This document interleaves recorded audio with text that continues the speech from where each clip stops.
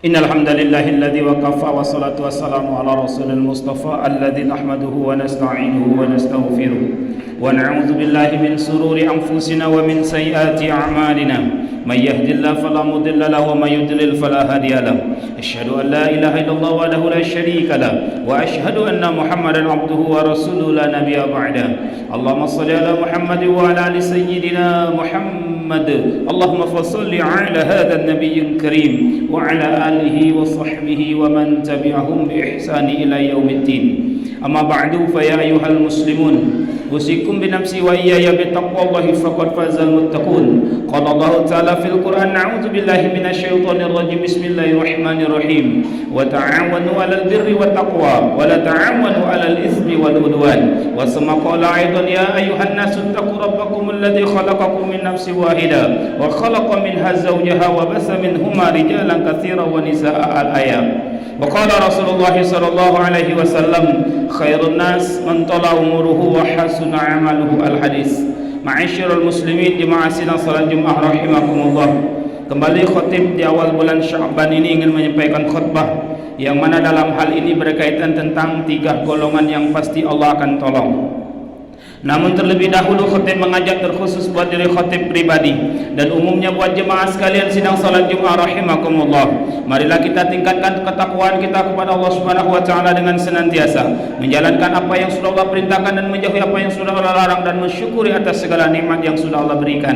Mudah-mudahan Allah menjadikan kita, Allah menggolongkan kita orang yang bertakwa di sisi Allah Subhanahu wa taala hingga Allah ampuni segala dosa dan kesalahan kita, hingga Allah masukkan kita ke dalam surga yang sudah dijanjikannya. Wasyari'u ila maghfiratin min rabbikum wa jannatin 'arduha as-samawati wal ardu 'iddat lil muttaqin. Bersegeralah kamu menuju ampunan Allah yang surganya seluas langit dan bumi disediakan bagi orang-orang yang bertakwa. Ma'asyiral muslimin jemaah sidang salat Jumat rahimakumullah. Di dalam hadis Sunan At-Tirmizi, hadis rawahu Imam At-Tirmizi juga diriwayatkan oleh Imam Ahmad bin Hanbal. Rasulullah sallallahu alaihi wasallam pernah bersabda, "Salasatun haqqun 'alallahi 'aunuhum, al-mujahidu fi sabilillah, al-mukatibu alladhi yuridul ada, wan nakihu alladhi yuridul afaf." Apa kata Rasul dalam hadis ini? Tiga kelompok orang, tiga golongan orang, haqqun 'alallahi 'aunuhum, yang pasti Allah akan menolongnya jika dia menolong tiga kelompok ini. Jadi dalam hadis ini dikatakan oleh Rasulullah, jika kita tolong tiga kelompok ini, Allah pasti akan menolong kita. Timbul pertanyaan, kalau Allah sudah menolong, kenapa pula kita harus menolong? Bukankah Allah itu innallaha ala kulli syai'in qadir, dia kuasa atas segala sesuatu? Bukankah dia itu fa'alul lima yurid, dia bisa berkehendak atas segala sesuatu?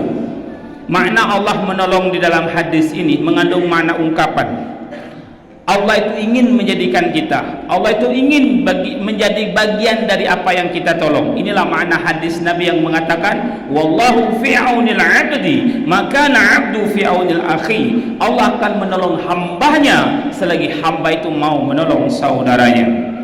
Ya ayyuhalladzina amanu, hai orang-orang yang beriman, in tansurullah, tolonglah agama Allah, yansurkum, dia pasti akan menolong kamu. Jadi kalau kita tolong agama Allah, Allah pasti akan menolong kita. Siapa tiga kelompok yang dimaksud dalam hadis ini? Yang pertama, al-mujahidu fi sabilillah. Al-mujahid artinya orang-orang yang berjuang fi sabilillah, di jalan Allah. Jadi orang yang berjuang di jalan Allah fi sabilillah. Makna fi sabilillah menurut empat mazhab, Syafi'i, Maliki, Hambali, Hanafi, sepakat mereka mengatakan yang dimaksud fi sabilillah yakni orang yang perang di medan perang, itu fi sabilillah. Bawa tombak, bawa pedang, bawa panah dan alat-alat perang lainnya, itu namanya fi sabilillah menurut empat mazhab ini. Tapi menurut Imam Fakhruddin Ar-Razi dalam kitab Tafsir Al-Kabir, dikutip oleh Syekh Atiyah Syakor dalam kitab Fatwa Al-Azhar, ulama besar Al-Azhar, beliau mengatakan yang dinamakan fi sabilillah bukan hanya perang saja, segala bentuk untuk menolong agama Allah ini adalah fi sabilillah.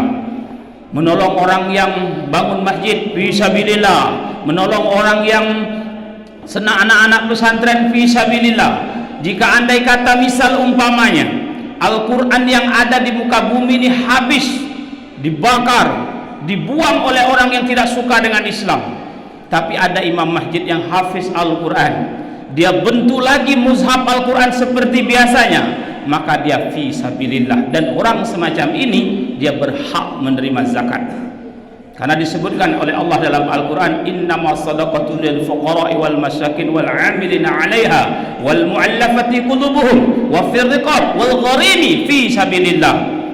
Asnaf ke-8 bagian yang ke-7 ya fi sabilillah.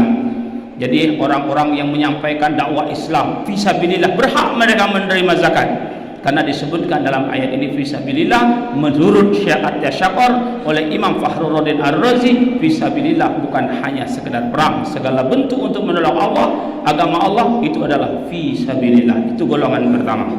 Adapun golongan yang kedua, al-mukatibul ladzi yuridul ada. Al-mukatibul ladzi, seorang budak, yuridul ada, datang kepada tuannya ingin menebus dirinya. Budak di zaman Nabi itu sudah ada, bahkan di zaman Rasulullah juga ada budak. Mereka jadi budak itu kan ada sebab. Kalah di medan perang bisa jadi budak, bapaknya budak, ibunya budak, bisa jadi budak, keturunan budak. Terlilit utang bisa jadi budak. Jadi budak itu ada di zaman Rasulullah, sampai sekarang sudah dihapus kebudakan itu. Nah, al-mukatibul ladzi yuridul ada, seorang budak datang kepada tuannya untuk menebus dirinya agar bisa dibebaskan. Misal datang seorang budak ini, orang yang punya budak ini, kau aku bebaskan 3 bulan lagi dari perbudakan ini, tapi dengan catatan kau harus menebus dirimu dengan uang sebanyak 100 dinar. Jadi 3 bulan lagi, kalau ini di bulan Sya'ban, maka di bulan Ramadan, di bulan Syawal akhir dia akan dibebaskan. Bakalah dibuatlah catatan, saya atas nama budak dari bulan bin bulan ingin dibebaskan 3 bulan lagi. Jika catatan ini dia bawa ke Baitul Mal, rumah harta, kalau tempat kita Basnas, Badan Amil Zakat Nasional, dibawalah catatan ini, wahai Basnas, saya seorang budak dari bulan bin bulan ingin dibebaskan 3 bulan lagi. Apa buktinya? Kata Basnas, ini catatannya. Maka Basnas wajib mengeluarkan zakat untuk membantu budak ini, untuk dia bebaskan. Karena disebutkan dalam Al-Quran, innamas sadaqatu lil fuqara'i wal masakin wal 'amilina 'alaiha wal mu'allafati qulubuhum wa fir riqab. Riqab artinya budak. Budak dibebaskan di zaman Nabi. Jadi adanya budak itu memang ada di sebelum Islam, dan di zaman Islam ini sudah ada di zaman Rasulullah. Dan adanya budak itu ada sebabnya, bukan mereka ada langsung begitu saja. Jadi ma'asyiral muslimin, jemaah sidang Jumat rahimakumullah, jika kita menemukan ayat tentang masalah budak dalam Al-Quran, jangan kita katakan bahwa Islam ini melegalisasikan perbudakan. Tidak, justru Islam ini menghapuskan perbudakan, tapi dengan cara berproses atau bertahap. Misal dalam hadis Nabi mengatakan, jika kalian di bulan Ramadan melakukan hubungan intim dengan sengaja, lalu kalian, kata Rasulullah, berpuasa berturut-turut selama 2 bulan penuh. Jika tidak sanggup, kalian kasih makan fakir miskin sebanyak 60 orang.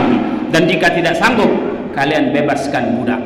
Nah, ini cara Islam membebaskan budak dengan cara bertahap. Jadi ma'asyiral muslimin, jemaah sidang salat Jumat rahimakumullah, sama Allah mengharamkan khamr. Khamr itu turun ayatnya nggak langsung uju-uju haram. Apa ayat pertama turun? Ayat Allah mengatakan dalam surat Al-Baqarah 209, yas'alunaka 'anil khamri wal maisir. Muhammad, kalau hambamu bertanya tentang khamr wal maisir dan judi, kul, katakanlah Muhammad, fihi ma'ismun kabir, di dalamnya terdapat dosa besar, wa manafi'u linnas, tapi di dalamnya ada manfaat bagi manusia. Jadi ketika Nabi ditanya bagaimana khamr, khamr itu bagus kata Nabi, tapi dosanya lebih besar dari manfaatnya. Ada manfaatnya. Apa manfaat khamr? Bisa menghangatkan badan, bisa cepat memulihkan bagi orang yang habis melahirkan, bisa juga menghilangkan stres. Disebutkan Allah. Jadi Al-Quran tidak menutupi kalau khamr itu ada manfaatnya. Itu ayat pertama turun. Jadi orang Arab, mereka minum khamr di zaman Nabi itu macam minum air putih. Pagi minum khamr, tengah hari minum khamr, siang hari mereka minum khamr, malam hari mereka minum khamr, saking seringnya.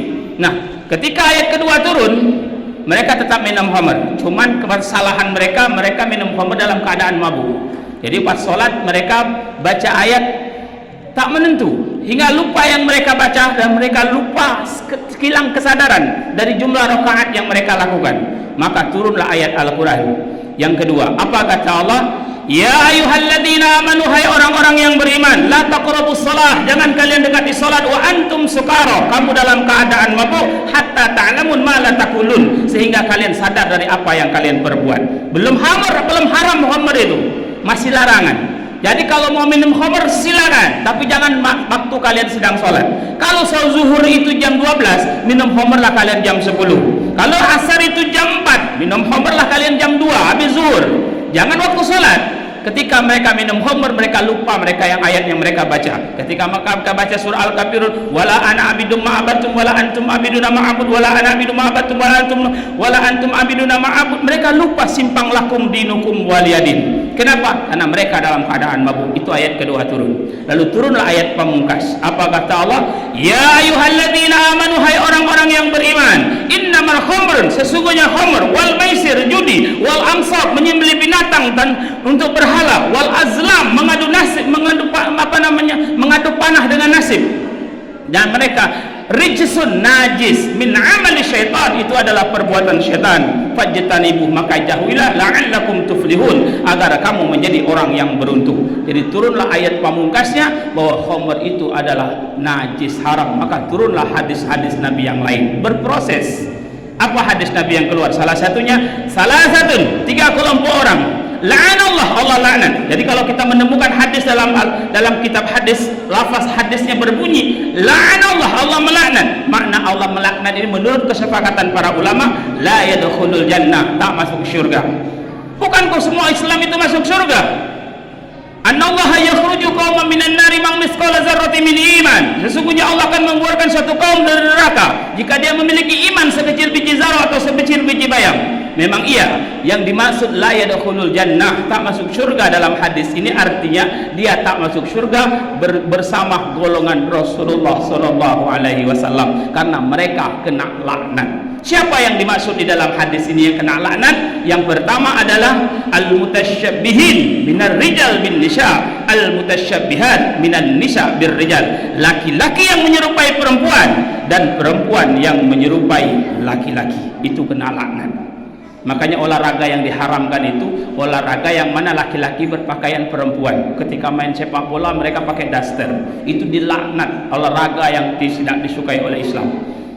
Jadi ma'asyiral muslimin, jemaah sedang salat Jumat rahimakumullah. Lalu siapa lagi yang dilaknat dalam hadis ini? Al-mudminu alal khamr, orang yang suka minum khamr. Jadi segala bentuk yang memabukkan menurut hadis Nabi itu adalah khamr, baik itu ekstasi, putau, ganja, heroin, sabu-sabu dan lain sebagainya. Apapun bentuk yang memabukkan itu adalah khamr. Itu menurut hadis Rasulullah SAW.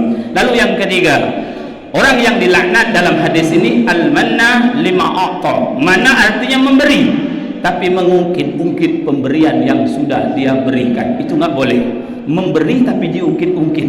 Kalau nggak saya, nggak akan terjadi masjid ini. Kalau nggak saya, nggak akan terbangun masjid ini. Jangan sekali-sekali mengungkit pemberian yang sudah kita berikan. Itu dilaknat oleh Allah, tidak ada nilai pahalanya. Maka tegas Allah menyebutkan dalam surah Al-Baqarah, ya ayyuhalladzina amanu, hai orang-orang yang beriman, la tubtilu, jangan kalian batalkan sedekahatikum, sedekah kamu, pemberian kamu, bil manni wal adha. Manni dari kata manna, artinya memberi tapi mengungkit-ungkit pemberian yang sudah dia berikan. Wal adha artinya memberi tapi memberikan sesuatu tapi dengan menggunakan kata yang menyakitkan. Itu anak wal adha. Jadi dia beri orang itu tapi dia caci maki orang yang dia beri, itu kena laknat, nggak ada nilai pahala di mata Allah Subhanahu wa taala. Yang ketiga, orang yang kita tolong pasti Allah akan menolong.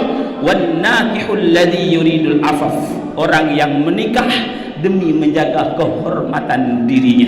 Jadi orang yang menikah kita tolong, Allah pasti akan menolong kita. Inilah 3 kelompok yang pasti Allah akan menolong jika kita tolong orang ini. Fa'tabiru ya ulil absar la'allakum tuflihun. Wa qul rabbi warham wa antahu khairur rahimin. Allahumma shalli wa sallim wa